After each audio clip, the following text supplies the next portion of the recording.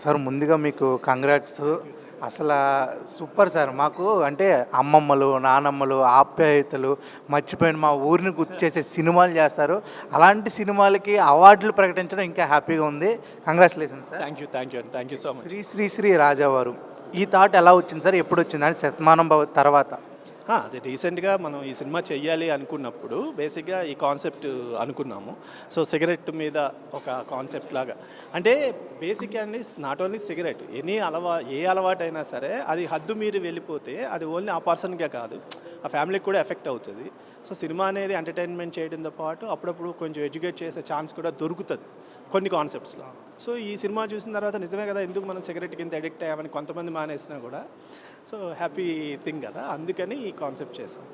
అంటే ఈ అలవాట్ల గురించి చెప్పేటప్పుడు మన పక్క వాళ్ళు లేకపోతే వాళ్ళని మనం కొంచెం చేస్తాం, ఓకే ఇది కదా ఈ పాయింట్ తగిలిందని, అలా ఎవరైనా చూసి లేదండి, అంటే బేసిక్గా ఇది వచ్చి ఐడియా వచ్చి మలయాళం సినిమా. మలయాళంలో టోవినీ థామస్ చేశారు తీవండి అని. సో ఐడియా చాలా బాగుంది, బట్ మీకు మలయాళం సినిమా అంటే కొంచెం మన కమర్షియల్ యాంగిల్లో ఉండదు.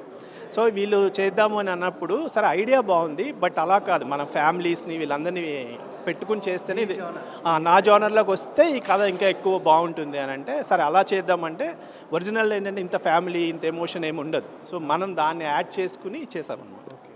అంటే ఈ అవార్డులు అనేది ప్రకటించేటప్పుడే ఆ డైరెక్టర్ గారి విజన్ ఏంటి, ఎలా ఉండబోద్ది, అంటే ఒక్కొక్కరిని కదిలిచ్చే సినిమాలు, ఇంకా అలాంటి సినిమాలు ఏం రాబోతున్నాయి సార్ అసలు మా తరాన్ని ఇన్స్పైర్ చేస్తాయి? లేదండి, డెఫినెట్గా చేస్తున్నాం. దిల్రాజ్ గారి బ్యానర్లో కూడా మళ్ళీ ఒక ప్రాజెక్ట్ చేస్తున్నాము. నెక్స్ట్ నేను ఈటీవీ విని కొన్ని చేశాను, కథాసుధా అని చెప్పి. సో అవి కూడా ఇలాంటివే. అంటే బేసిక్గా ఈరోజు ఏమైపోతుందంటే సార్, థియేటర్లకు వచ్చే ఫ్యామిలీ ఆడియన్స్ తగ్గిపోయారు కదా అని మనం ఫ్యామిలీకి సంబంధించిన కథలు చెప్పకుండా మనం ఎందుకు ఆగాలి?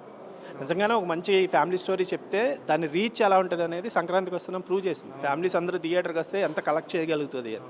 సో ఆ జోనర్ అందరూ వదిలేస్తున్నారు. సో నాకు ఆ బలం ఏదో తెలియదు. శతమానం భవతి, శ్రీనివాస కళ్యాణం అన్ని సినిమాలు నాకు ఫ్యామిలీ తోటే ఉంటాయి. సో అందుకని నేను అనుకోకుండా నాకు వచ్చే కథలు కానీ నేను అనుకుంటున్నా కానీ అలా ఉంటున్నాను. మీరు అలాగే స్టోరీతో పాటు కామెడీ, మన ఏరియా సైడ్ ఎట్టకారం కూడా పెడతారు, అది ఎలా? అంటే బేసిక్గా నేను రైటర్ నుంచి వచ్చినాను. ఈవీవి గారి సినిమాలు, అల్లనరేష్ సినిమాలన్నీ నేను రైటర్గా పనిచేసినాయే కదా. సో ఈవీవి గారు కూడా మన నిడదవోలు దగ్గర, మన జిల్లానే కదా, గోదావరి జిల్లా. సో అలాగ వచ్చిన వేటగారం అది. ఆ వాటర్ పడ్డదంటారు. ఓకే సార్ ఇప్పుడు అంటే థియేటర్ ఇష్యూస్ కొన్ని ఉన్నాయి. చిన్న సినిమా అయినా సరే ఇప్పుడు నార్మల్గా నాకు ఏంటో తెలియదని లోపలికి వచ్చే కానీ అది చూసి ఇది ఎవరో ఫ్లేవర్ కదా అని టక్టకొని చూస్తే మీరున్నారు. అలాగే ఇప్పుడు చిన్న సినిమాలు తగ్గిపోతున్నాయి, థియేటర్స్ కూడా ఇలా మూవ్ చేస్తాను ఇష్యూ వస్తుంది. వాటి గురించి మీరు ఏం చెప్తారు సార్? అంటే ఒకటే సార్, ఈరోజు ఒకప్పుడు సినిమా అనేది ఎంటర్టైన్మెంట్ సార్, ఈరోజు ఎక్స్పీరియన్స్.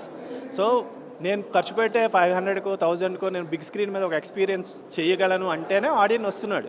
సో చేంజ్ చేసుకోవాల్సింది మనం. లేదు కాన్సెప్ట్ బేస్డ్, మన కోర్ట్ వచ్చింది, కోర్ట్ సినిమా బ్లాక్ బస్టర్ అయ్యింది. So concept based.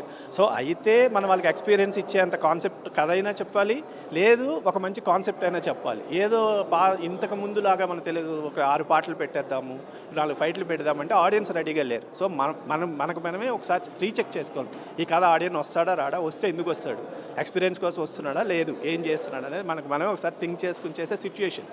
ఎందుకంటే టైము మనీ స్పెండ్ చేసేవాళ్ళు డెఫినెట్గా అన్నీ ఆలోచిస్తారు కదా. ఇప్పుడు అంటే ప్రెజెంట్ డేస్ ఏంటంటే కొత్త హీరోలు వాళ్ళ సినిమాలు ఎక్కువ ఆడుతున్నాయి, అంటే అనుకోకుండానే హిట్ అయిపోతున్నాయి. ఇప్పుడు ఈ హీరో గారు 3 మూవీస్ హిట్ అయ్యాయి. మీరు చెప్పినప్పుడు నాకు తెలిసి అవి హిట్ అంటే చేసు ఆన్ ది వేలో ఉండొచ్చు.